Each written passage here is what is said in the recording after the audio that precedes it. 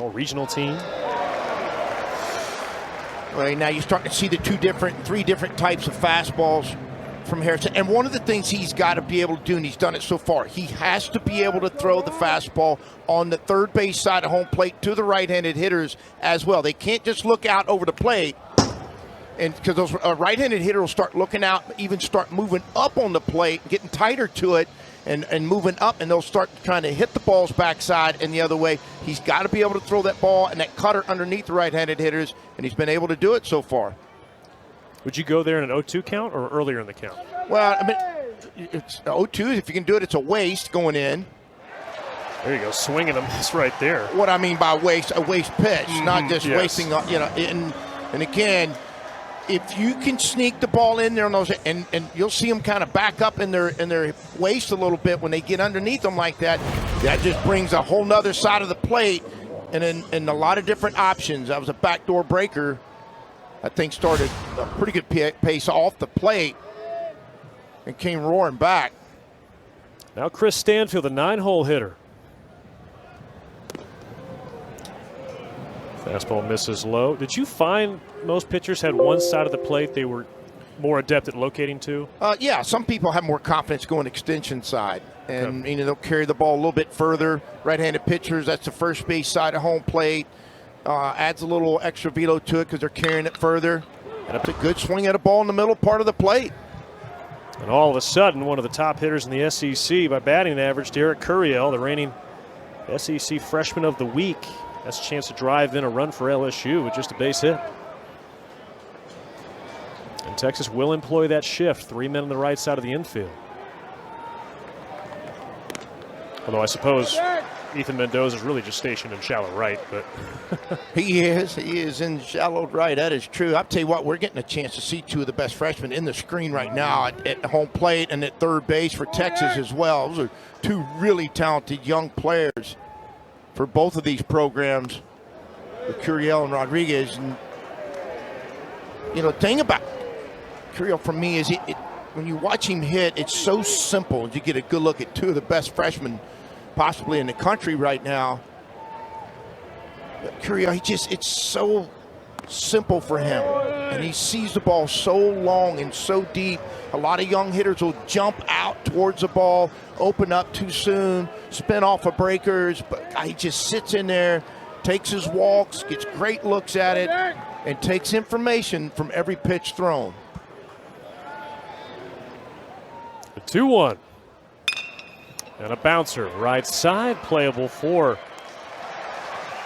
the Texas infield.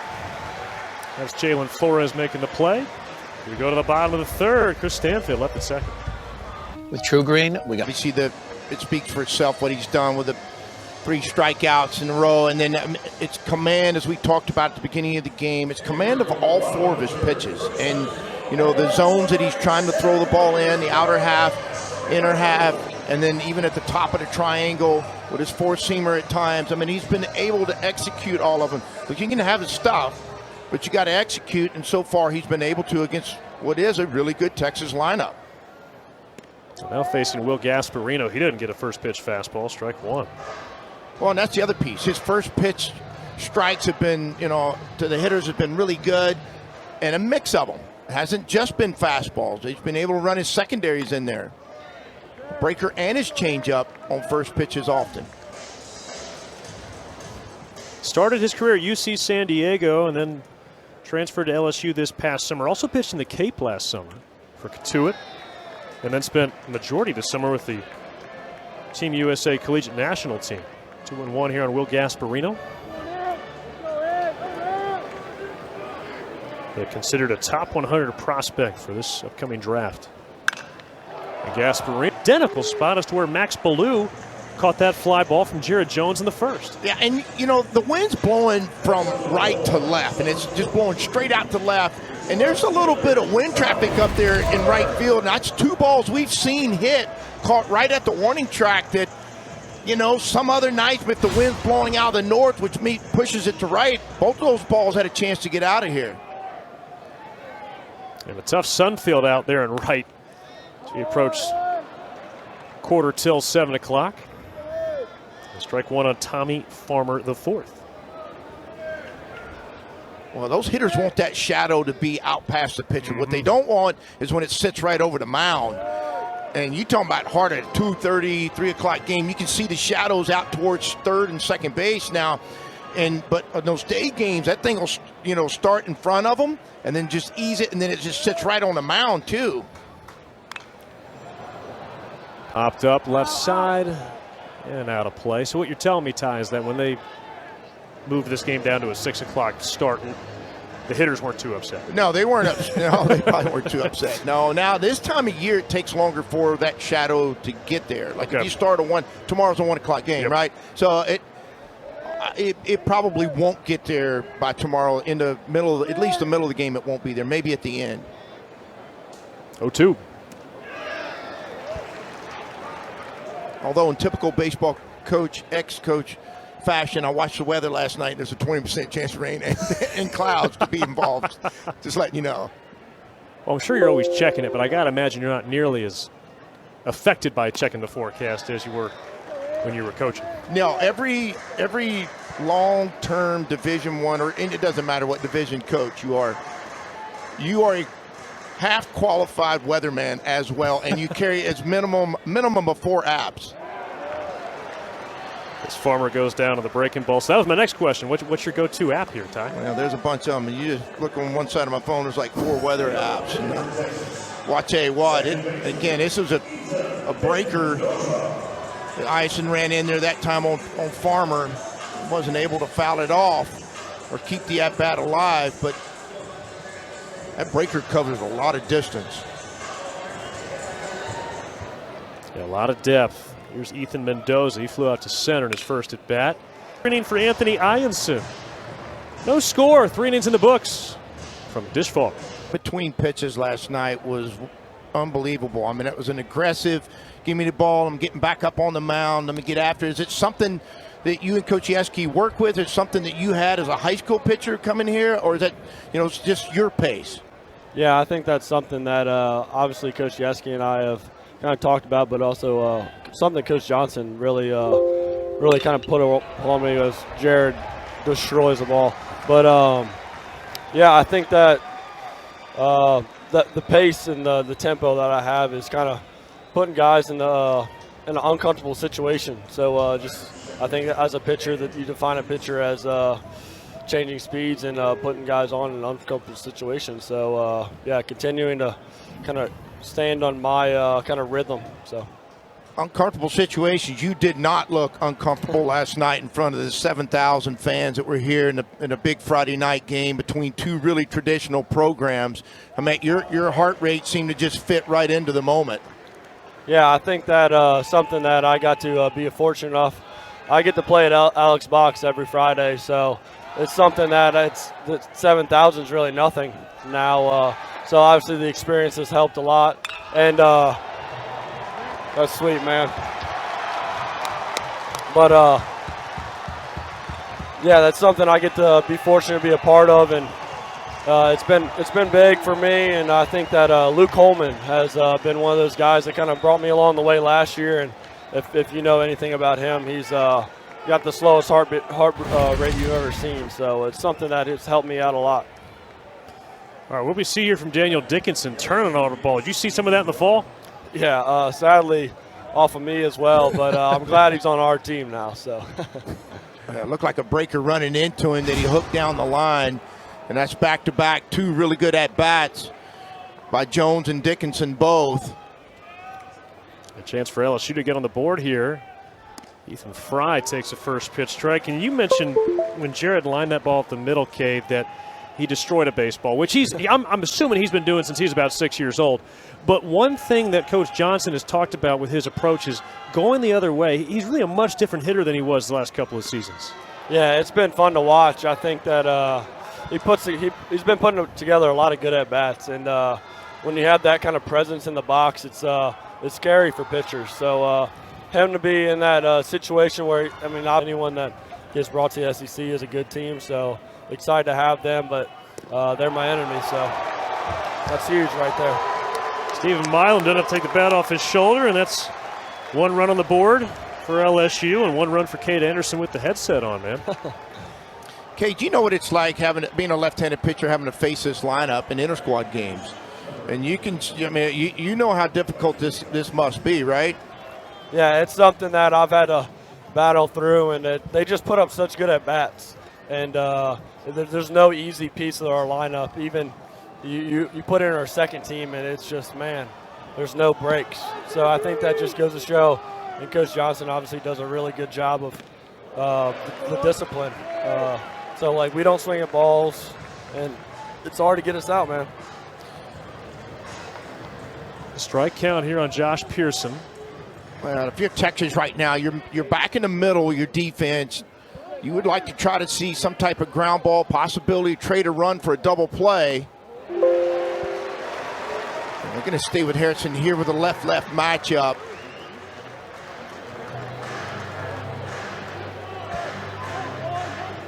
Okay, watching this offense every day has got to be a lot of fun, averaging over 10 runs per game. It's been pretty versatile, too, this year. They've been mixing in a lot of different bunts and squeeze plays and all of that. As Pearson strikes out one down. Yeah, it's for a starter, it's so nice averaging 10 runs a game. I didn't even realize it was that high, but it just goes to show you, like, you just get to be relaxed, and there's never a stress. I feel like this team, we're always like, we feel like we're going to win every game, and that we never get to a spot where, like, we're a little shook. So it's just the depth of this team and the confidence is a big piece that we've worked on, and team bonding and stuff like that. So it's been huge for the success, and we're a confident team that is eager to win every game. Now Texas, you would see them with a ground ball, the possibility of double play. Third baseman now, ball going to go glove. If it goes glove side to him, he'll go to second base and try to turn the double play. Ball hit in front of him. The damage, bases loaded, nobody out. LSU puts up a couple of runs. We go to the bottom of the fourth. Second time through, right? So what is he going to, in his mind, he knows what you threw him the first time, right? You started him off with a changeup. Actually, it was 3 straight changeups. And so this is a part of the game that gets to be fun between the hitter and the pitcher. Starts him off slow again.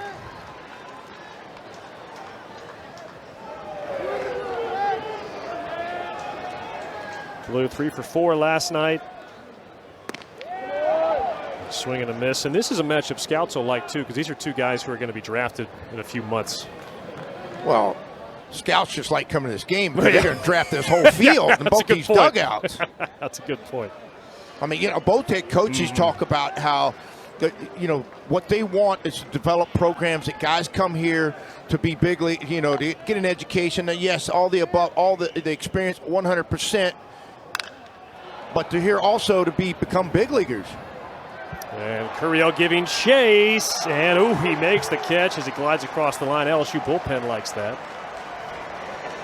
Well, it looked like he lost his shades, and he kind of stumbled just ever so little bit, but athletic enough and awareness and intuitive enough that he stays with it and makes the catch.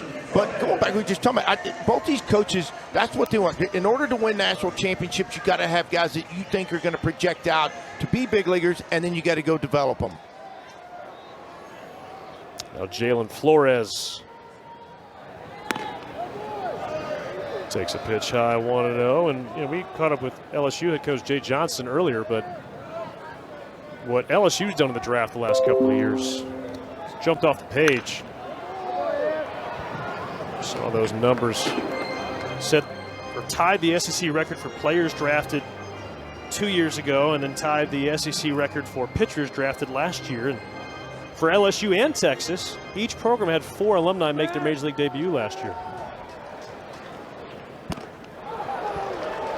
Well, both programs just keep pouring in the big leaguers, not just minor leaguers, but, big leaguers. I mean, I think we read a deal. Texas is at 150, 149 big leaguers throughout its historic program. LSU, I think, is at 87. My goodness, that just, and not just big leaguers, all-stars, MVPs, Cy Young. I mean, that's why I think when you talk about, you could go in here and draft both these dugouts. Yeah, this year's going to be no different either. Tons of talent in this league. Jalen Flores, Jr., he's draft eligible.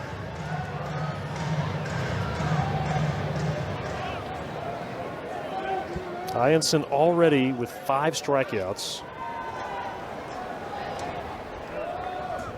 Comes the 1-2 to Flores. And Luke. And then, you know, he's had the homers and the power part of it, but when he really likes to do, he loves to hit the ball back through the middle and the other way, and I think that's where the majority of his power is. Mound visit here for LSU, and you know, this was the inning where Ianson ran into trouble in his last start. Got through 3 2/3. And Jay Johnson told us, you know, before the series, at this point in the season, with the amount of depth they have in their bullpen, it's not necessary that they get 5 or 6 innings from every starter every day of the weekend. Not to mention, the last 2 games, they've used a total of 3 relievers. Well, here's the difference in college baseball. If you've got a good starter and your bullpen is just so-so, and the reason why they're in the bullpen is because their stuff may not be as good. So when you go to the pen, you're bringing somebody into the game not as good. Well, in this situation, you're bringing in some quality guys coming out of that pen, so there's no hesitation if you feel like, hey, he's up to his pitch count, or maybe just his stuff isn't as good tonight. Now Adrian Rodriguez. Swinging and a miss at the first pitch. Pitching a little backwards here with runners on base. Freshman from Flower Mound, Texas. He's had time at both DH and third base this year for the Longhorns. What have you seen from him as a hitter? Man, so just exceptional hands. Eye-hand coordination's really good. Now he gets himself out there once in a while. I mean, that's part of being a youthful hitter. But my goodness, he's got dynamite in those hands. And when sometimes it's not how hard you hit it, it's where you hit it. We've seen back-to-back ground balls now find their way through the infield for the Longhorns. This one back up the middle, fastball up. And now Jaquay Stewart, making just his second start of the season. Struck out in his first at bat. And for a called strike, and for a hitter who gets this opportunity, Ty, I bet he's feeling a little bit of pressure, wants to come through, and then he got the start. Well, they want their opportunity. It's a good matchup. Right-handed pitcher, breaker runs into him. And, you know, there's a lot that goes into coaches making that decision. He's had a good week of BP. He, you know, had a pinch hit the other night where he got in and got a base hit. So there's a lot of things that start to feed into that. And you've got to give guys at bats to keep them fresh, too. That's just the way it is. They got to know that, hey, I'm going to get a chance to go get 2 or 3, 4 at-bats in a game. And a hard hit. To Omaha, 6 out of the last 10 years. And the record that he has prior to this season is based on understanding the value of a walk on both sides of it, right? The offensive side and the pitching side of it. And, last night, Texas had, quite a few more, 8 free bases between walk and hit batsmen. LSU 0. And, well, I tell you what, you don't give up any free bases, and really walks too, because if the walk part of it is every time that's at minimum 4, but more times than not 5.5 pitches in an at bat when you're giving up walks. Well, every pitch that throws information for those hitters in there, and so that's why you see these 2 teams are 2 of the more disciplined offensive teams in the country. They see a lot of pitches, not afraid to go to 2 strikes. They're not afraid to see breakers over, but as a coach, you keep telling them, hey, every pitch you see, that's giving you more information, timing, what it looks like, how it shapes up. Called strike there, the fastball, and well, that will help you in your second trip. It might even help the guy in the on-deck circle behind you, right? No, 100%. Everybody's got their eyes in the dugout peeled, or they better have their eyes peeled on the pitcher, and they're standing there acting like they're hitting kind of too, just for their timing. He's now reached each of his first 2 trips. That's some pretty good speed aboard at first to begin this 5th. Well, and just as we were talking about walks, one comes up, and I don't know the bullpen's just moving too terribly active, but when you get the leadoff guy on, I mean, it's 50-50, right, and being able to score, and now going to the top of the order. Now we're going to the third time through the lineup. But this is where it really gets to be interesting for pitchers. Is third time a hitter's seen you already twice. And that move right there. One is to protect against a run, but also to maybe find out some information. That was one of those, hey, let's see if he's going to tip off that he might be dragging. Let's see if he slides up into the box and shows that he could be dragging and or stealing. Either one, or hit and run. There's a lot of different options. Now, typically, if it is in the past, an LSU team, you'd sit in and say, oh, they're swinging. They're just going to sit in there and hit tanks, try to hit tanks all night or hit homers. But this offense has been different this year when it's called for it. And another pickoff throw. That's 3 in a row on Stanfield. For Luke Harrison, he still has taken a sizable jump from where he was a year ago, Ty, recovering off Tommy John surgery. Really struggled with command from start to finish in 2024. Well, when you're injured, one of the hardest things is to get the feel back of where you're throwing a ball and how to throw it. And he's losing a little bit of it here, a hit by pitch.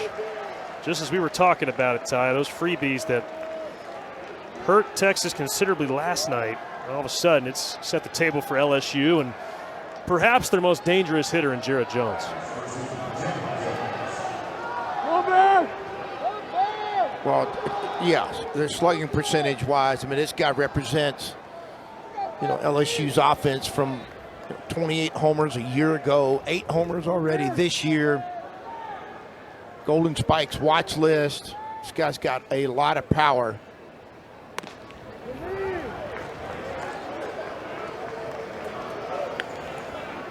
Look at these numbers. He's become even scarier. Batting average up 100 points. Strikeout rate cut in half. Yeah, and if you dig into his numbers too, I mean, he's got 19 free bases versus 14 strikeouts. So it's not like you're going to be able to spin a breaker and holler boo and he's going to swing at it. That's not how it is. Sometimes with a lot of home run guys that are pull side homers, they'll spin off and you can throw them enough breakers or elevate and get them excited. And they'll get that barrel movement because they're so anxious to hit. But this is a qualified hitter that has power. Pitching coach Max Weiner out to the mound talking things over with Luke Harrison, rest of the infield. Dave Soucy comes out to usher along the conversation. But going back to Jared Jones, I thought Jay Johnson made a strong point last night. He was almost telling scouts, hey, this is not the same hitter you have evaluated the last 2 seasons. Yeah. I mean, again, even if the numbers were good last year. Yes, yes. But the stroke has shortened. Yes. He's right. I mean, the swing is shortened, and the power now exists to all fields from foul pole to foul pole. He was hunting something middle in. We're going to get a second look.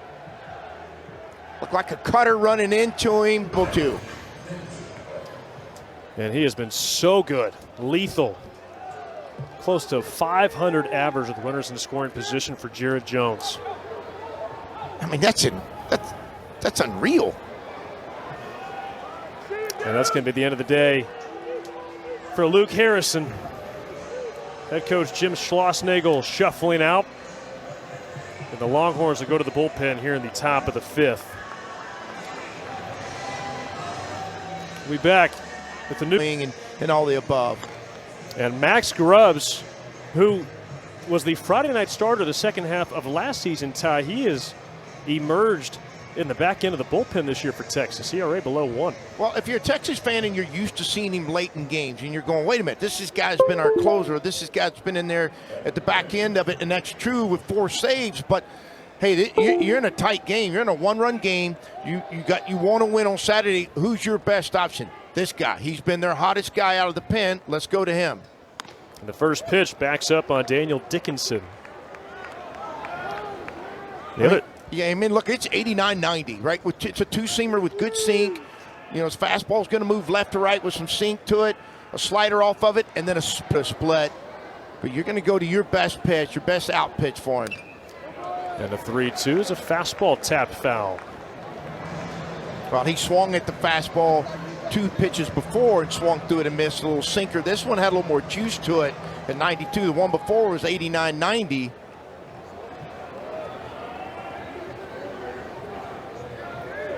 First batter Max Grubbs is faced out of the pen here. Going to need at least 8 pitches. And ripped foul past the LSU dugout. He was a touch early on that fastball. Well, for the right-handed hitters, that ball's running into them. So they've got to really do a good job. That front shoulder starts to come up. They've got to slide those hands in there and get that barrel inside of it. As it does, it'll keep running in on them. See Grubbs shaking his head. There's the nod.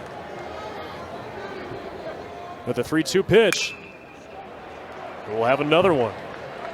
Sticking with the fastball. Yeah, it's been a steady dose of them.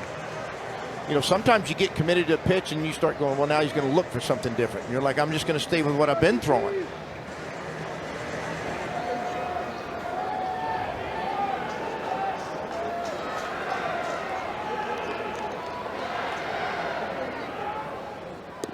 Got him. Max Grubbs. A huge first out as he wins the war against Daniel Dickinson. Well, that was just a great battle between a really good pitcher and a good hitter. Finally goes to a slider after 5 straight fastballs. He goes after him with a slider, gets him out in front of it.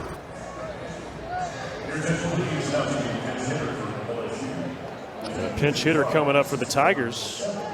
This will be Jake Brown. So bringing in the left-handed hitter off the bench, replacing Ethan Fry.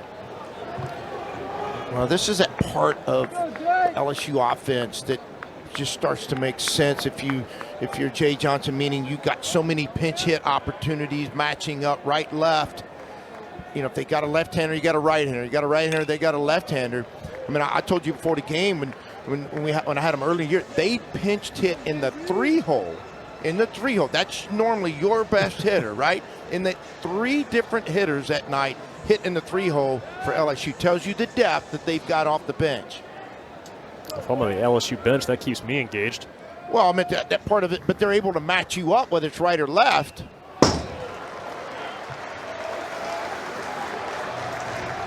Grubbs gets ahead, 0-2.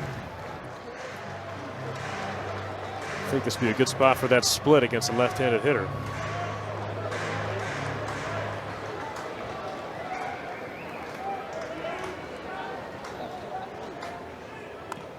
Missed outside with it.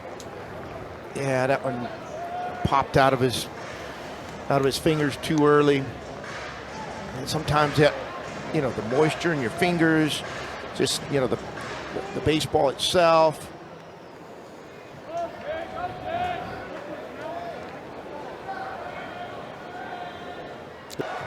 Couldn't have dropped it in a better spot by Jake Brown as he flares one over the left side, and that's another run for LSU. Yeah, Texas has just moved to a shift to the pull-fly ball for him if he's in normal position, but they had him in a really close on a ball, just couldn't get there.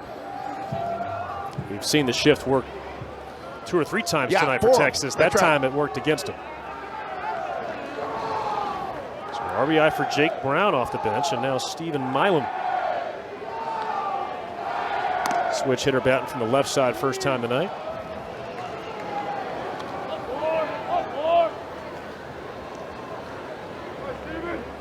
There was a silver lining from that. It did keep Jared Jones at second base. So it doesn't get to third with less than 2 outs. Not yet anyway, as that ball kicks off the glove of Galvan and both runners move up.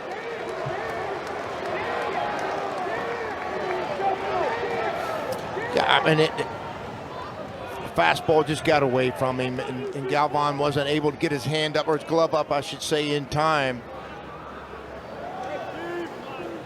Uncharacteristic between the two of them because they, you know, last year spent a lot of time working together, Grubbs and Galvan.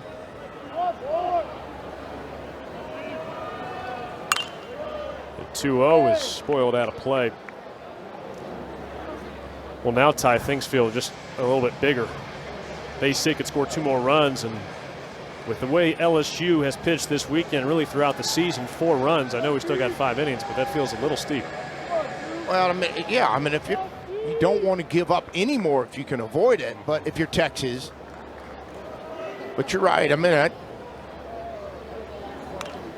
you know, LSU has thrown the ball so well this year, and their bullpen has been, you know, effective. And again, they're able to match you up right, left, too, coming out of the pen.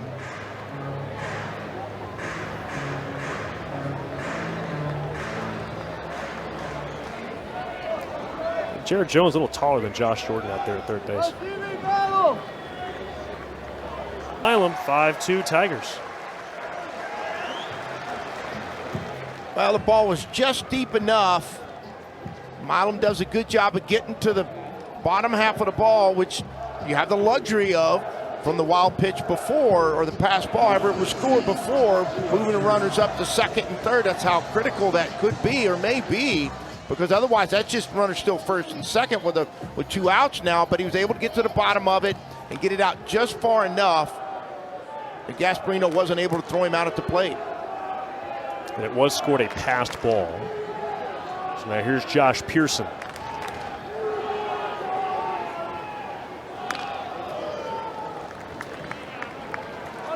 This inning, it kind of, in some ways, a microcosm of what LSU's offense has been this year, which is versatile. Of course, they've hit some home runs this season, but you know, taking the extra base, sacrifice fly. Jared Jones hits a double. Yeah, and now really so far, the only ball squared up is Jones this half inning.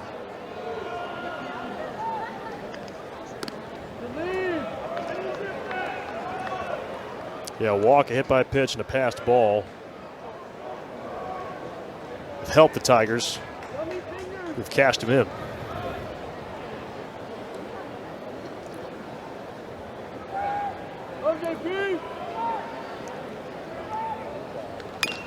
And Pearson taps one foul, 1-2.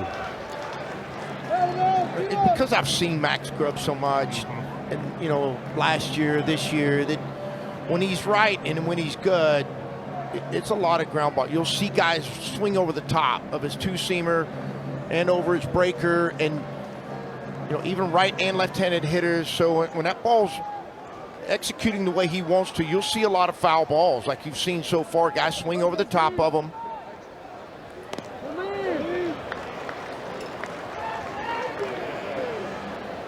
Just hasn't gotten those ground balls in play yet.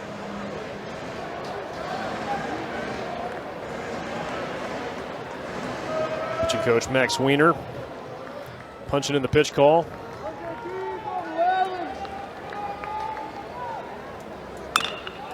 And a bouncer, foul, first base side. LSU, they've really forced Grubbs to work here. It's just the 4th hitters he's faced, and he's got to throw his 25th pitch. Yeah, at the first at bat was 8, right? Maybe 9 pitches. You know, the first hitter. It's 10. 10, yeah. I mean, look, that starts to grind on you. Jake Brown out at second.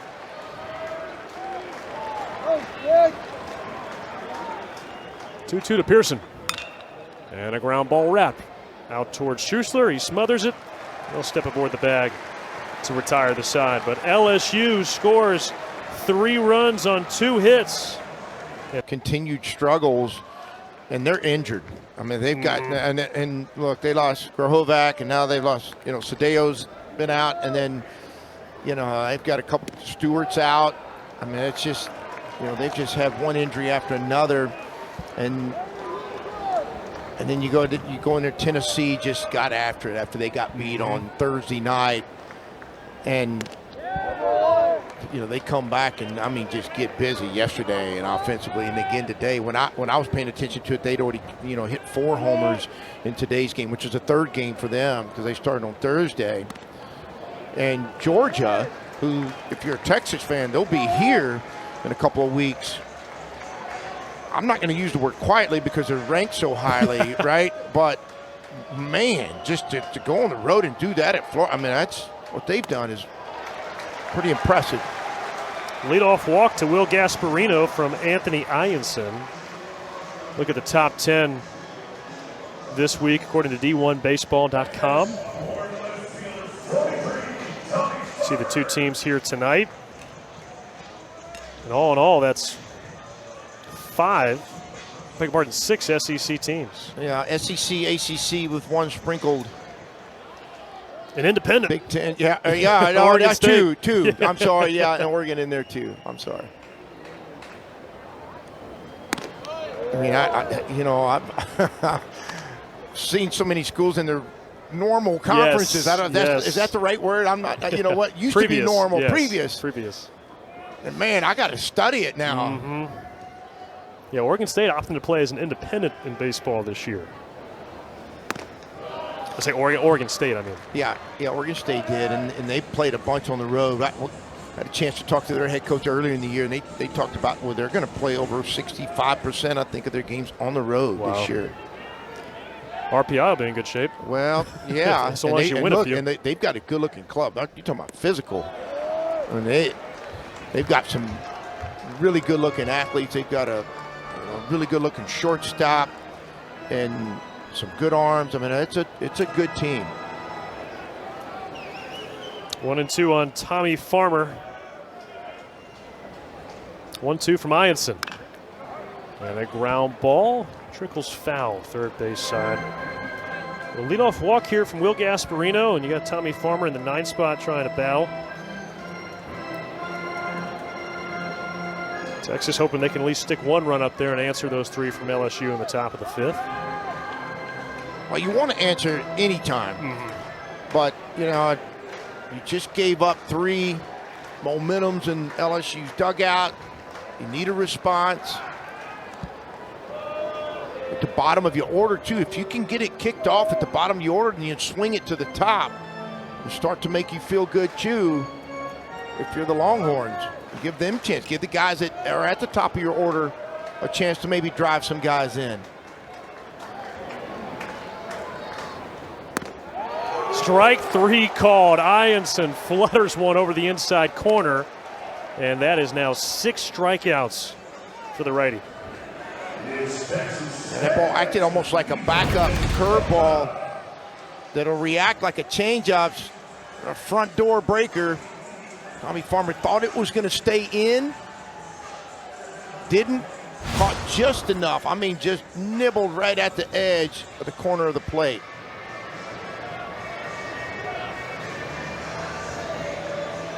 Now a visit here from pitching coach Nate Yeski. Top of the order coming up for Texas. Anthony Ianson. This pitch count now at 77. His season high is 95. That was a couple of weeks ago against North Alabama when he struck out 15. There's a look at the bullpen. William Schmidt, Connor Ware. Well, they're double-barreled. I mean by that, they got 1 on each side, but I think they're going to stay with him, and they are. And this is kind of an information gathering opportunity, too, for the LSU coaching staff. How does Anthony Ianson look 3rd time through the order? Yeah, I mean, that's correct. You know, that we talked about it an inning before. That 3rd time, hitters just get used to seeing what you put them away with or how they've gotten you out. And if they did make a mistake on you in either of those sequences of at-bats, you get to see how they do it, right? And it's hard to come back around that 3rd time and fool them with something they hadn't seen. So Ethan Mendoza jumps in the first pitch and ropes it over the head of Dickinson. Gasparino had to wait and see if it was caught, but he'll still get to 3rd with the wheels. And now runners in the corners for Texas. Well, I tell you what, just a great approach by Mendoza right here. Something middle away. I tell you what, that young man has got some kind of off-field backside. Been a double play, but because of his speed and his wheels, even though he hesitated after making sure he got through, he's able to get to 3rd base.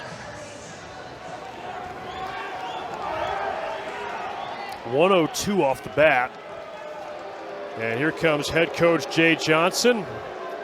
And when Max Ballou comes back to the plate, he'll be facing an LSU reliever. Will it be Schmidt or Ware? And we'll find out as we come back. LSU a 5-2 lead, but Longhorns at the tying run at the plate. Longhorns at the tying run at the plate. Addison, Mississippi, transferring in from Pearl River Community College. Began the year in that midweek starter role, but now in the bullpen, and he was pretty good against Missouri last week. Across 2 appearances, he threw up 2 hitless and scoreless innings. So Max Ballou, the reigning Big 12 Player of the Year, a chance to drive in a run for Texas. 18 homers last year, tied for the team lead. Off to a great start this year. No one else Texas would want up.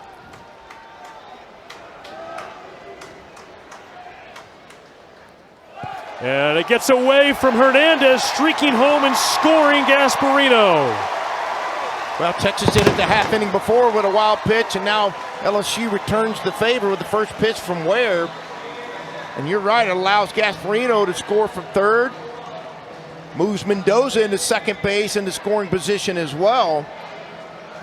You know, and LSU going to Ware, playing the odds, you know, left-handed hitters are only hitting 118 off of him. I'll tell you what, he just couldn't get his glove there. Hernandez couldn't get his glove there in time. He pulled it down low and just wasn't able to get there. But going back to what we were saying, they're playing the odds here, that left-left matchup. Now Max Ballou, on the other hand, hit 250 off a left-handed pitch. I mean, he sees enough of it.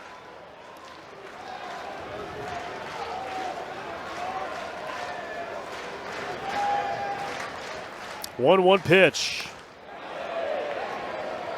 Peel down to third. Angel Campos says that Ballou held up 2-1. By the way, they've scored that a passed ball on Hernandez. Yeah, I didn't think it hit the turf until it got right below the glove, and that's usually the common denominator of the choice between wild pitch or pass ball. Inside. 3-1 on Ballou, and LSU, they got 3 men on the right side of the infield. It's kind of a rock and a hard place, huh? You got 3-1 count, but you got the left-left matchup. Yeah, you do, and depending on how this ends, as to whether they stay with him or go to somebody right-handed with Flores on deck. Ends with a walk. So tying runs are aboard now for Texas here in the bottom of the 5th. And as you said, Jalen Flores now. Against right-handed hitters, which is why they brought him in to face Flores. And he's only given up, you know, a batting average of 156 versus right-handed hitters. Now he's going to be facing one of the better right-handed hitting shortstops in the country in Jalen Flores. But again, Jay Johnson going to playing the averages, going left with the left-left matchup to Ballou, and now the right-right matchup with Flores. When Schmidt was coming out of Catholic high school, MLB.com said he had the best curveball in his entire high school class across the country. Jalen Flores, the tying runs aboard. And there's a fastball at 94, catches the corner. Most disputed moment in any sport is a strike or a check swing. I mean, it just it depends on where you are as who's the most upset. Razor across the field. Got a big arm, Stephen Milam. Call him the monster. He's been terrorizing ground balls tonight.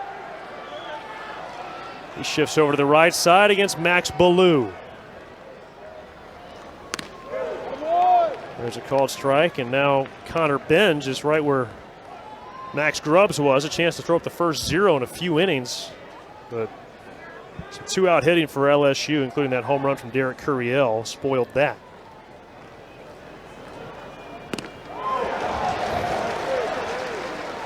Well, we talked about he had some walks in his background, and this does. His stat line will tell you that, but we haven't seen it tonight. I mean, it's been, and look, he brought him into a bases-loaded situation. Like, hey, here it is. You want to get out there, here you go. And he's responded with a bunch of strikes.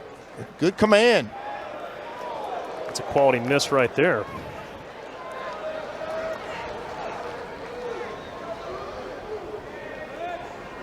Yeah, for Benj so far, it's been 12 pitches, 9 strikes.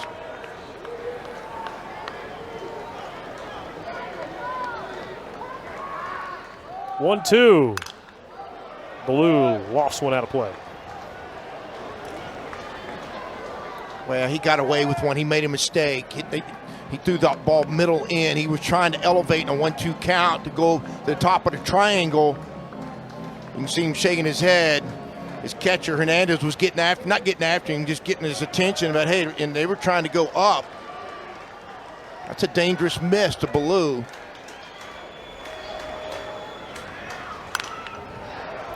Hernandez set up high. That pitch wasn't quite as high as Hernandez wanted.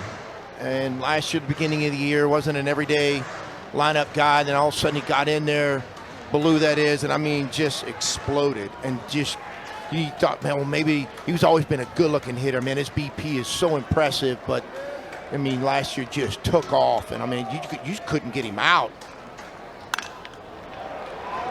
And he did a lot of that. He had a lot of foul balls, long at-bats, had a lot of confidence. Somewhere starting around mid-March, and then, you know, moving on the rest of the year, he started getting late into counts, and then wasn't afraid to get into 2-strike battles, and then a guy make a mistake, and he didn't miss him. He was as close to a pro-looking hitter last year, the second half of the year, as you would find. And he's fighting Benj tooth and nail here. This next pitch will be the 9th. Look, he's not fighting off 91, 92 miles an hour. Yeah. He's fighting off 97, executed on the outer half of the plate. Good battle here. 2-2. And a grounder slapped sharply out to second. Dickinson's there. And LSU is headed back to the dugout. 1-2-3 from Connor Benj. Tigers ahead by 1. We go to the 7th. 1-2-3 from Connor Benj. Tigers ahead by 1. Elevated, but all adds up the same. And you're right, we have had some offense in the last 3 1/3 innings, or 2 1/3 innings. We've had some offense. So top of the 7th, Jake Brown, who came in as a pinch hitter in the 5th and singled home a run, now faces Max Grubbs for the 2nd time and takes a called strike. And between all that, the Jared Jones single, 110 off the bat. Yeah, no, well, as far as velocity, yeah, below out of the barrel.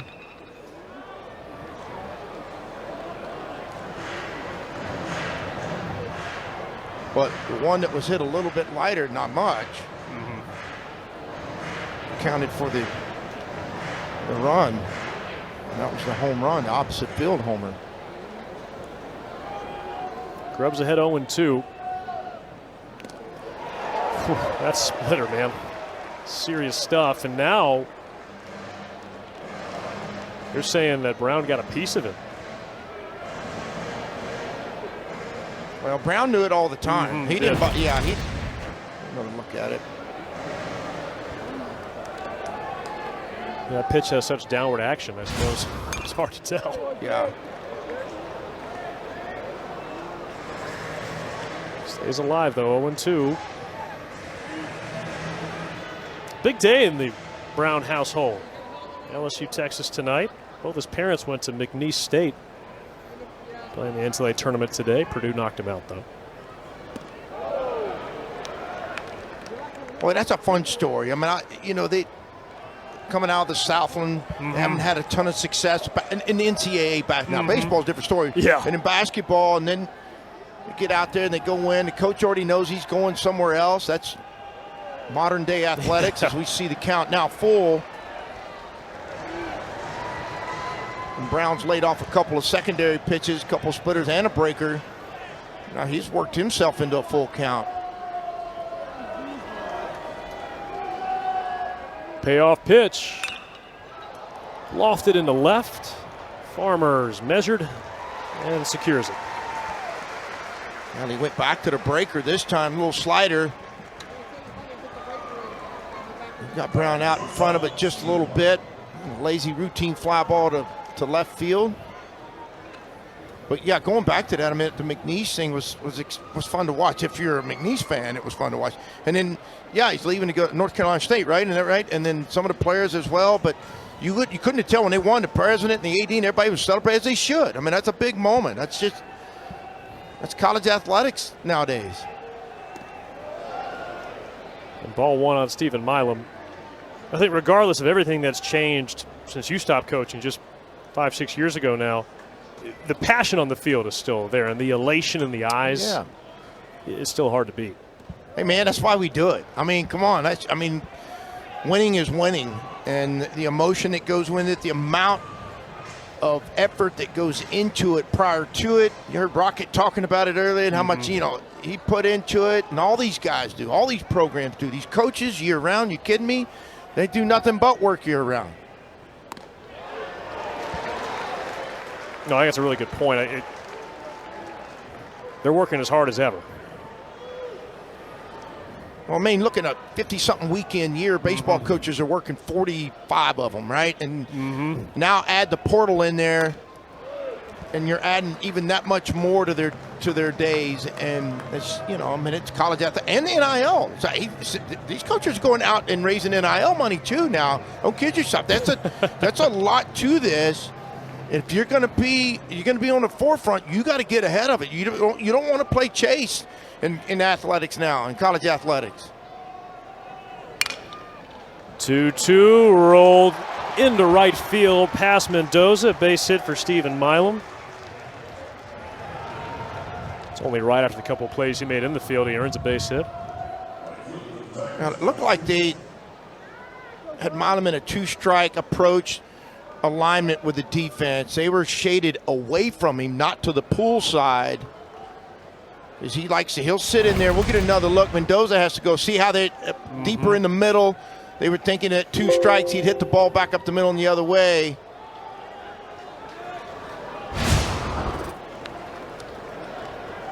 So a 1-out knock. Here's Josh Pearson. Hacking at the first pitch, and that got a piece of David Soucy, maybe on the right hand. Oof. Yeah, that hurts.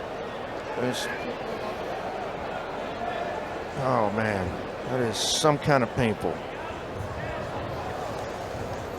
And you get those hands involved, and it's not the foot. You sit there and you try to walk it off.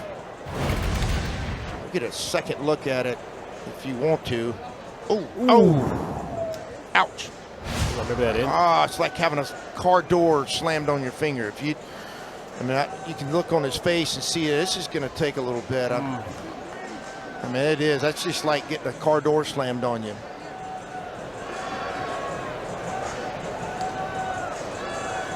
You see, yeah, of course. Yeah, Ryan Galvan returning the pitch counter. Yeah, look, those guys. You're an umpire and your catcher. You're back there together protecting each other. You really are. You're working as hard as you can to do the best you can, and maybe the stinging's coming down off there a little bit. You can see the other umpire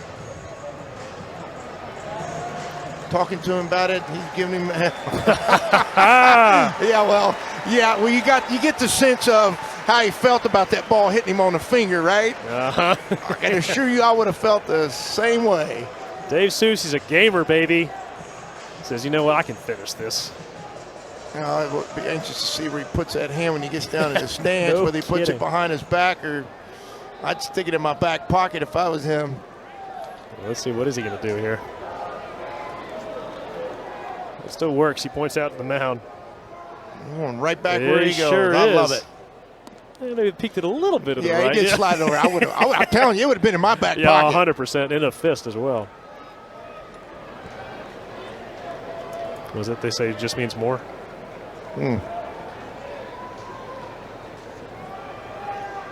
It's a ball and strike here on Pearson. Off goes Milam, and he is out. They got him. Galvan down to Flores. It's a good catch and throw by Galvan. It's a great tag by Jalen Flores, too. We'll get another look at this. Flores has got to come from the second base side. The ball's on the other side, on the shortstop side of second. He does a great job of catching it.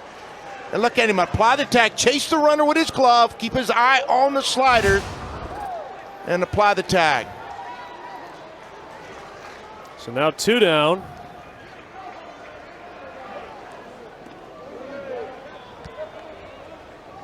And Texas will shift now.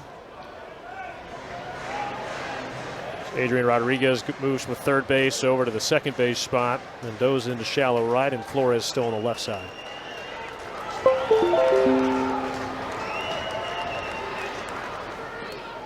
And that hit him.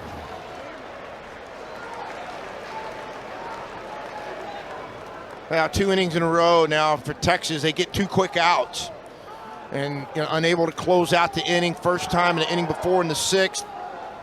Not able to come up with a play in the air. And then this time get him in the 0-2 count. And in the 1-2 count, it hits him on the foot. Gives Luis Hernandez a shot, transfer from Indiana State. Homer off his former teammate last night, Jared Spencer.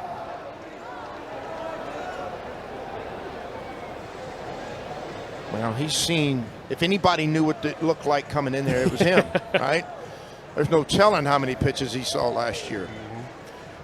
Although he did say after the game last night, Ty, he's looking for a fastball and ended up with a good swing on a high slider. He knew the trajectory of him and how it was going to act. Yeah, he'd seen it before.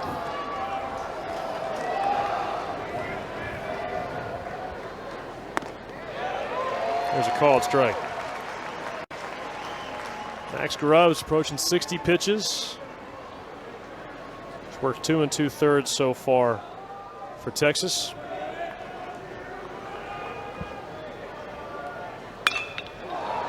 And that retires the side. It's time to stretch here at Dish Falk Field. LSU, a 1-run lead. 15 runs scored, 13 RBIs, and the only reason why it's not more RBIs, he's a bunch of solos in there, right? Just think if it had been some guys on it ahead of him, but a young man that went from hitting in the 8, 7, 8, and 9 hole, 2 or 3 weeks ago, to moving him up into the order, hitting in the 4th spot tonight and last night. And why not? As hot as he is, with the power. He will bat second in this half inning. Jalen Flores first. Feels like the game has taken at least a breath after we were seeing back and forth right hooks. Flores all over that one, but yanks it foul. Well, speaking of hooks, I'll tell you what, he got a breaker right there and hooked it into the left field, and looks like a guy right out of Yellowstone might have caught it. And he's got it. Yeah. I wouldn't go take it from him. I don't know. This part of town, it might be more landman. Well, and you talking about just smothering a breaker. We get a second look at this. Breaker middle in, and everybody goes running after it. I'm not sure this guy in the scooter knew it was coming. I'm going to tell you what, I think he did, because that thing was a blast. So now, here's Rylan Galvan, who takes a called strike. If you go back and watch it, if we get another look, you can watch Curiel on this, the left fielder for LSU. The moment it was hit, he didn't even move. He knew it as good as anybody. Well, sometimes you'll get that courtesy jog. I'm not sure there's much Derek Curiel could do about that. And now, as the crowd livens up, looks like Luis Hernandez asked for time behind home plate. Well, he was about to run out of time on the pitch clock. And so they called timeout.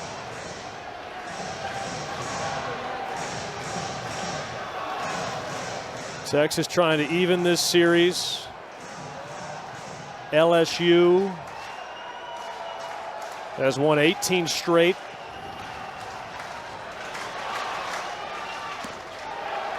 Down and away, 1-1. Beg your pardon, 17 straight, bidding for 18 straight.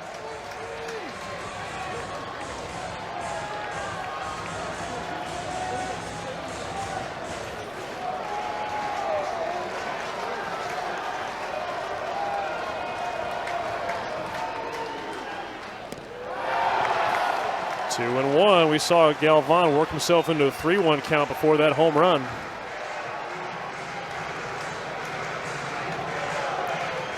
There's Johnson on the walkie-talkie out of the bullpen in left field.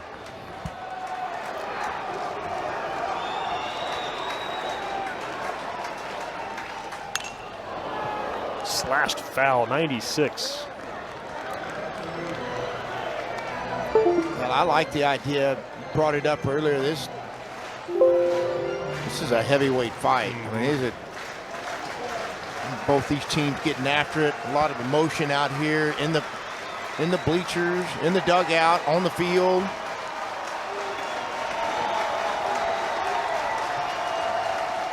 Two from Benj. And I mean, again, throws another laser across the field. Got him. You know what? If he was on his feet, would have been by about a half a step. So one down. Now Adrian Rodriguez takes ball one. I mean, you think for a second what that represents, the idea that Texas just hits a homer with Flores. They got momentum again. Crowd's back in it. You make an error right there, and he doesn't get that ball one, doesn't have that throw. All of a sudden, you got a runner on first. Now you got more momentum. And this place is going nuts. Benj falls behind 2-0.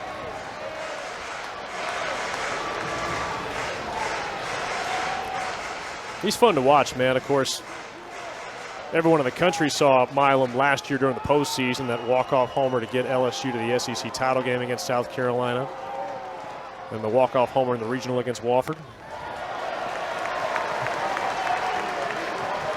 He can play some shortstop now, though. He's been a highlight tonight. He has. 2 unreal plays in 1 inning, and then stays with that ball, showing off his arm again.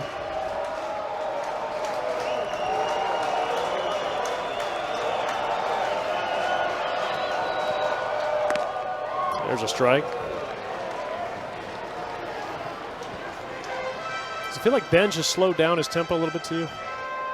Yeah, maybe. I think it may have to do with he's throwing a couple balls out of the zone. But and now Rodriguez just got him in a hitter's count, and he knew it too.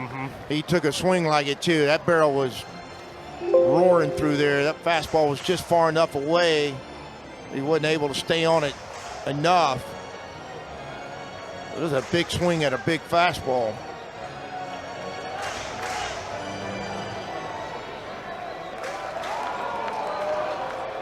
Threw it 3-1. Will he throw it 3-2? He sure did. Ooh, that was a hot shot. My man's working hard. Oh, he's trying to box him out. Oh, he's got a little, and he's got a little one in his arms and his hands too. Kid's like, I really want the baseball. I'm sorry. I'm going to keep it. Oh, now is this mom telling him you got to give the ball to the younger kid?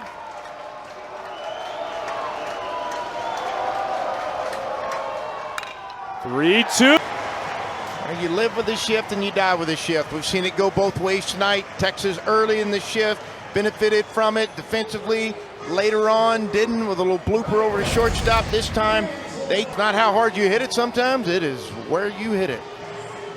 I'm going to ask you a question that the answer is really it depends on the guy, but just speaking in broad strokes, when you coached into the era of the shift, did you find that some of these college pitchers that had been working with it and familiar with it through their youth were a little more okay with balls leaking through the shift? I guess more willing to believe in it, as opposed to maybe an older generation that was a little against it? Oh, I don't know. I mean, I think they just understood that, you took some balls away earlier, or I'm sure it probably enters their mind. The shift just got really popular in the last 4 or 5 years. Okay. Used to, we would do it with power hitters to try to, because then they'd say, well, hit a ball the other way. Well, I would want you to hit a ball the other way. I'd love for you to slow your barrel down, right? And not try to hit a homer. But now, I mean, it got so prevalent in the last 5 years. Okay. And again, it's data-driven because you get so many scouting reports. Games like tonight, or watching it, guys are charting, and you can get information. You can buy the information about, where balls were hit. Scott. Gotta wonder if that wind was playing with it a little bit, blowing sharply towards left. Well, there's a lot of wind. That ball hung up there a long time. I thought that somebody would get to this. I thought it would be Stanfield, but he's playing pretty deep. We're treating back, and in the end, he's sliding, trying to make a great catch. But good base running. He was halfway like he's taught, and then gets to second base. Now, if he caught it, he was going to have enough space. He'd hustle back because he would have had to throw it from the ground. Good base running there by the freshman. Jay Johnson has already made the call down to the bullpen. And LSU will hand the ball over to their new arm. Where Jaquay Stewart was scheduled, a left-handed hitter. Pretty good numbers so far through 6 2/3. Well, it is, and left-handed hitters were hitting only a $154 off of them. Coach Schleifnagel going to make the change. Bring in a pinch hitter to facing, and they're going to go with the right-handed hitter. For Casey's father, Eric, who was the high school head coach. Borba caught looking 2 down. Well, never got his bat off his shoulder, to be honest with you. First pitch was a fake bunt. Well, that's right at that borderline kneecap space. Height-wise. Tell you what, 3 quality pitches, though, from Primo. It's up to Will Gasparino to try and give Texas the lead. An umpire walking out and warning Primo about making sure you make eye contact, allowing the hitter to get set up in time, get a warning next time. Becomes an automatic ball.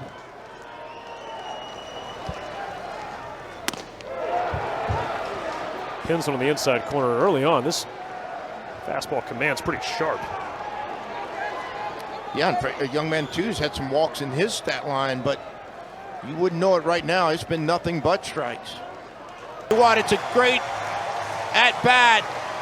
Gasparino coming up with a big-time 2-out hit for the Longhorns. Back up the middle. And then Stanfield comes up, attacks the ball, is going to try to air it all the way to home plate.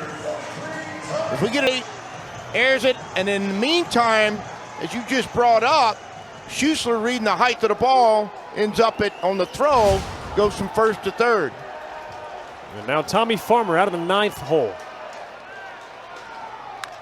In on his hands, or that'll be the end of the 7th inning. But this program, Hall of Fame coaches, big leaguers, there's just so much that goes into these two programs, and now they get to face off on a regular basis in conference. And a pinch hitter begin the top of the 8th. This is Tanner Reeves replacing Michael Braswell.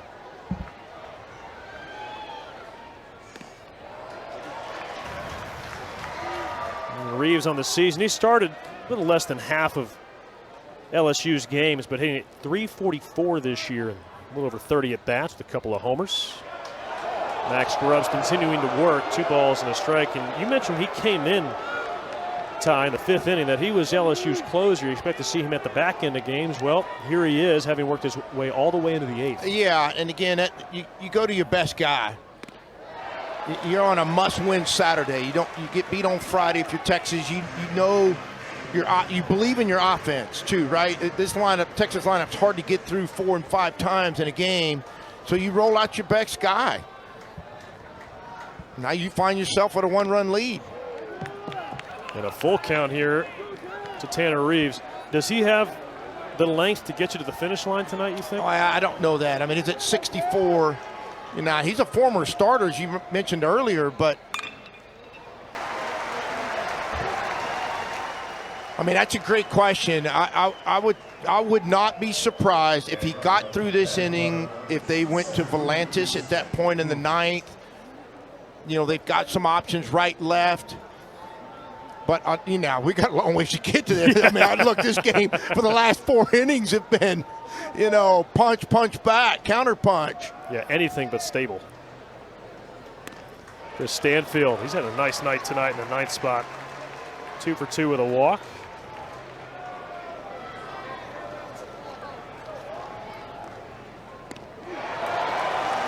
Oh, and 2. Nice touch there from Grubbs.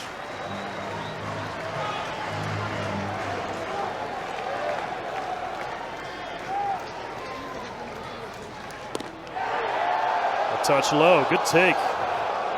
Yeah, I believe it was just below the strike zone, but that's a quality miss, Ray. That's a quality pitch. And an 0-2 count. I'm not sure as a hitter how you lay off of it. That was Grubb's 69th pitch. That is now a new season high.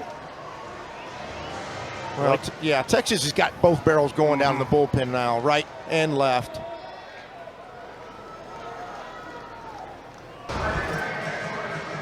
And I think we're going to see a change. I think we're going to see Volantis come in for a left-left matchup. Max Grubbs did a good job tonight. He got the game, settled down, slowed down, gave his offense a chance to go to work.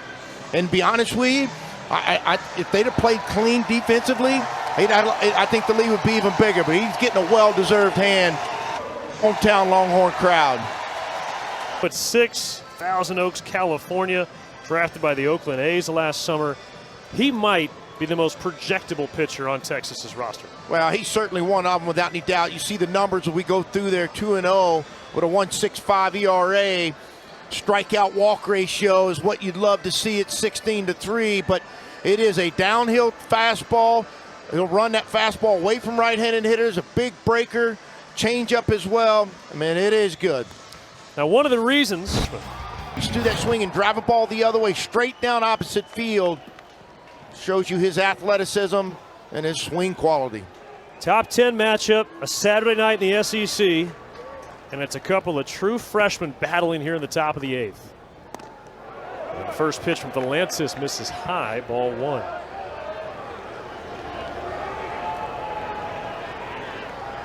He picked up 2 saves last weekend against Mississippi State in a road sweep for Texas. It's a downhill fastball, a cutter slider, and then a big sweeping curve and a changeup behind it as well. But I mean, he'll throw that big sweeper, and it's almost like it comes out of the clouds. And that is a downhill 93-mile-an-hour heater. Must feel like somebody's just dropping an anvil over home plate. Now Texas will go to a shift. Ruben Rodriguez over in the second base position. 1-2. And we'll get Texas to the middle of the 8th with the lead. Jay Primo against Ethan Mendoza. Yeah, both teams at the top of their order.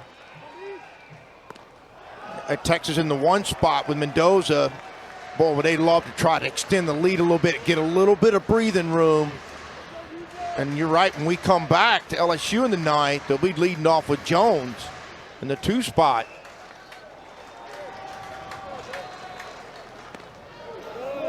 Which means just 1 run would help Dylan Volantis or whoever else might be asked to get those final 3 outs breathe a little easier, knowing that Jared Jones couldn't tie it.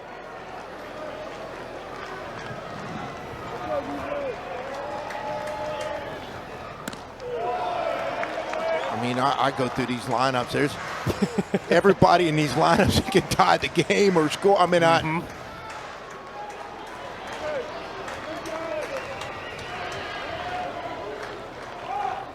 2-1, caught and missed.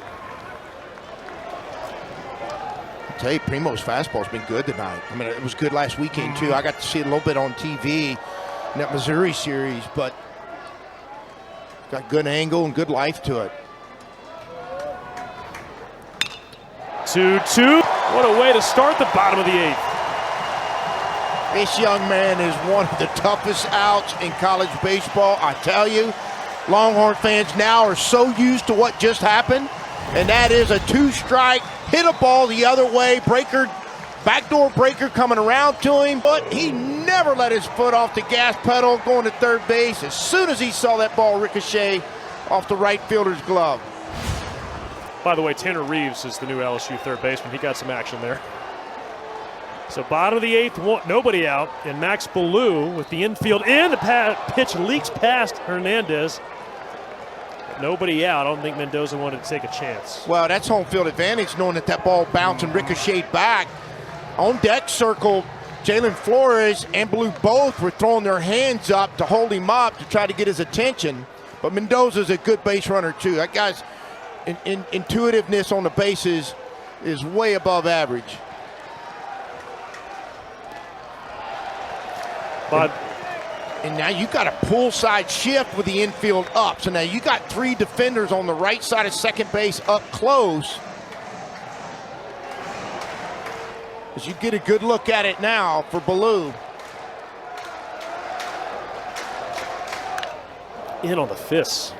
2-1. By the way, that hit from Mendoza scored a single and then a 2-base error. First error on LSU tonight. 2-1 bouncer right side. Good pick. Dickinson looks back Mendoza at third and flips easily on to first. Last at bat, Jalen on a hanging breaker. Huge moment here. If your thoughts are working around and get the double play in order, well, keep in mind Rylan Galvan is up next, and here comes head coach Jay Johnson. He's going to make it. LSU will use their 5th reliever of the night, trying to keep this a 1-run game.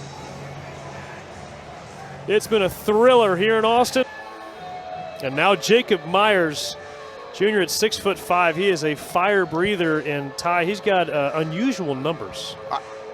I didn't believe you when you first told me, and when you said he is not giving up a hit, that I believe. I truly believe that, because it is electric stuff. But got 8 walks in his stat line and 5 2/3. Just unusual, you know, for that kind of stat line. I'm not saying, and again, it is a good arm. I mean, it is a plus fastball. And he's facing Flores to be followed by Galvan, who both have homered tonight. Ball 1, fastball clocking in at 99. And to your point, Jacob Myers, his first year at LSU, this is his first SEC appearance, did not pitch against Mizzou last weekend. But he was the National Freshman Pitcher of the Year 2 years ago at Nichols. Infield still in, and a ground. And as you mentioned, create a little bit of a run extension for them, put them up by 2 so far headed into the 9th, the bottom of the 9th. And now Rylan Galvan takes 100 in the turf. Ball 1. By the way, that is the first hit that he has given up this year. Yeah, and again, I made a mistake heading into what would be the top of the 9th. We have had so many twists and turns tonight. I'm surprised they're on the bottom of the 9th right now.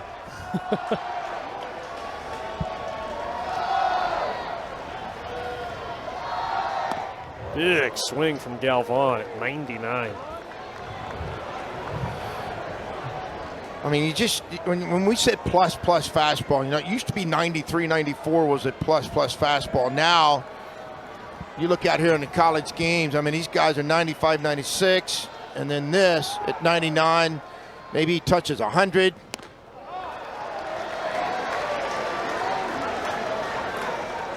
So if your team was facing a guy like this, what's your approach? Start them early, baby, because it's getting there in a hurry. Get those engines running. You better believe, you better get that hand set up and that foot down in time, because it is getting there in a hurry.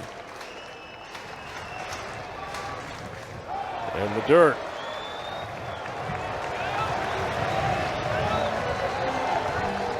Texas trying to even the series. LSU won last night 8-2 behind a great start from Cade Anderson. A homer from Luis Hernandez.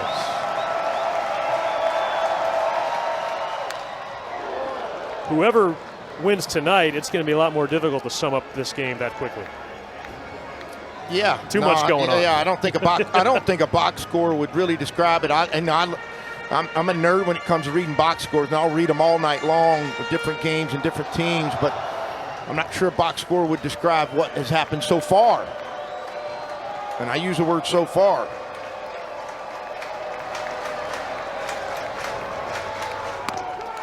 High ball 4. So first 2-man reach against Jacob Myers.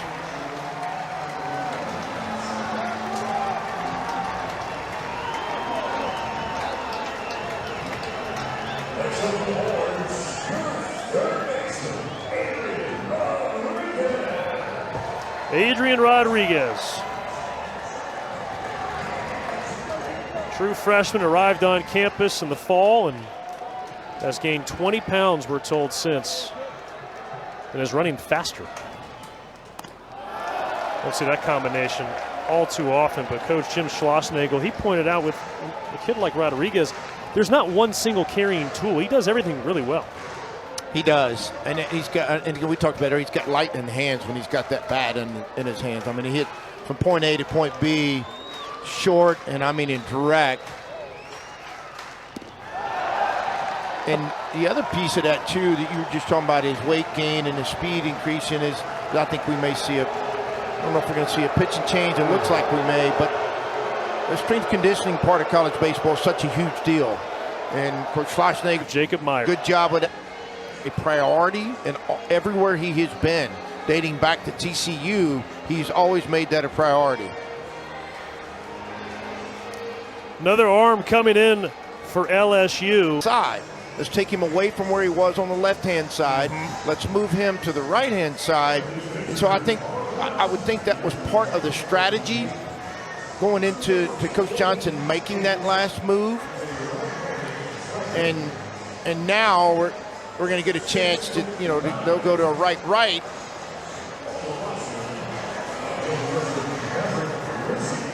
And it's going to be Maverick Rizzi,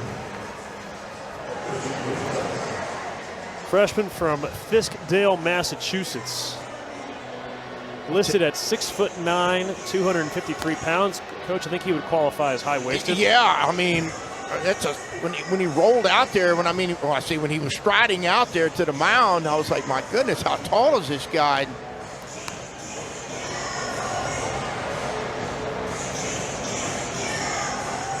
We're going to get our first look at him here. Tell you what, 8 innings pitched, 5 hits. Strikeout walk ratio, not what you would really want. It's 6 to 7. But with him being such a young pitcher, every time these young guys get out there, it's a new experience for them, and you just keep thinking every time they go out there, get better and better and better.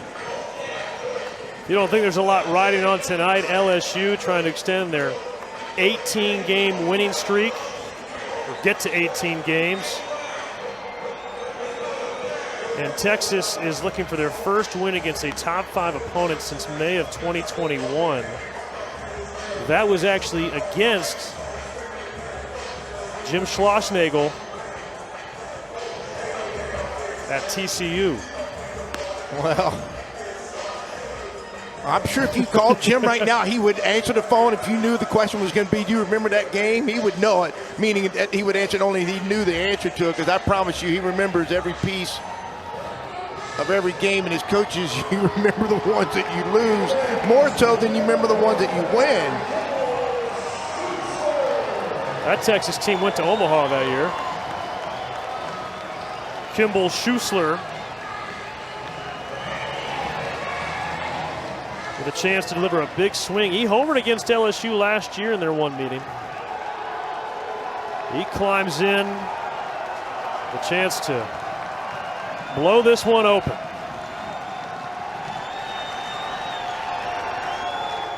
Rizzi's first pitch.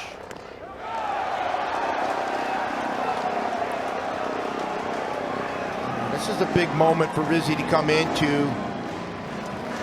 Command has been part of what I'm sure they've been spending time on.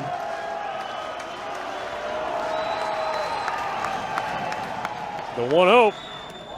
Outside 2-0 on Schuessler. Now, it's an interesting piece right here as an offense.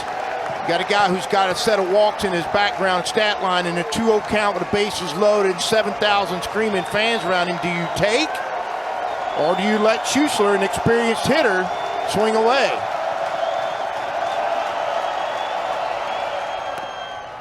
And he was taken all the way. And it's not always about the pitch you took right then.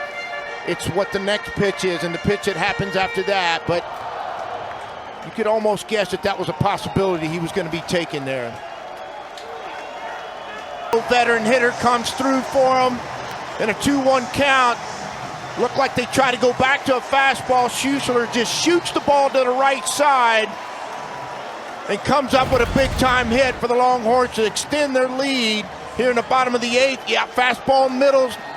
Kind of ran back into him, gets his hands in. Elevated. And looked like he was going to get a chance to get to a little bit more of it, but got underneath it and popped it up. A routine fly ball out to left field, and it's going to bring Gasparino up. You know, the interesting thing is, you got Borba, who's played more third base, and over his history, and you take him out of the DH position and move him into third base for Rodriguez, just based on because he's played a lot more third base.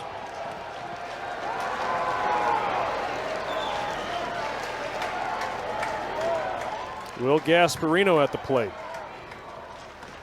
Takes inside.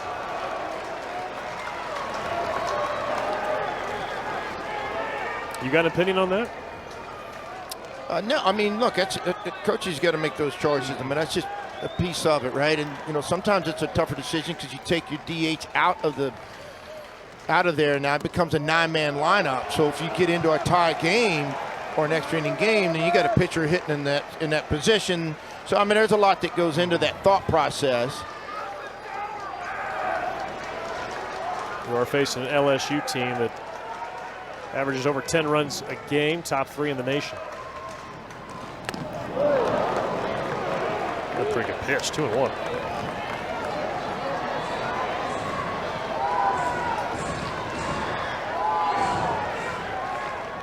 Will Gasparino, big RBI single to give Texas the lead in his last at bat. Well, you get a good look at this downhill two-seam fastball. Boy, it just keeps rotating and going downhill to these right-handed hitters, and oftentimes they just trap it down into the ground for a ground ball. Oh, an offensive conference called here by head coach Jay Johnson. We have Daniel Dickinson and then Jake Brown to follow. This is a big moment, too, for Dylan Francis. They did pick up those 2 saves last weekend at Mississippi State. So that was a hostile crowd. But a chance here on what you call a must-win Saturday, trying to tie the series. I know it's a 4-run lead, but there's a lot riding here in this 9th inning.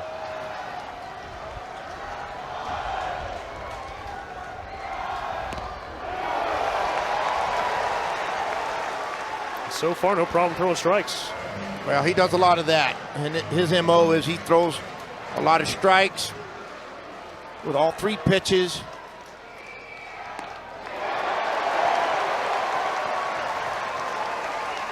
Well, he reminds me of, I played with Greg Swindell, and Zeke was so good about his high hand and just driving that ball downhill, and I mean just absolutely attacking the strike zone. 9th, and Longhorn fans are going to rise to their feet.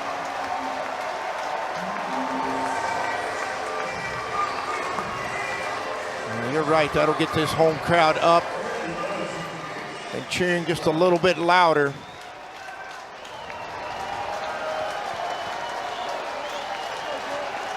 And I'll say this about Volantis, it doesn't seem to bother his heart rate at all being at the back end of games. As you mentioned earlier, 2 times last weekend, and then here tonight. This would be his 4th save of the season. The 1-0 to Jake Brown. Just pouring it in.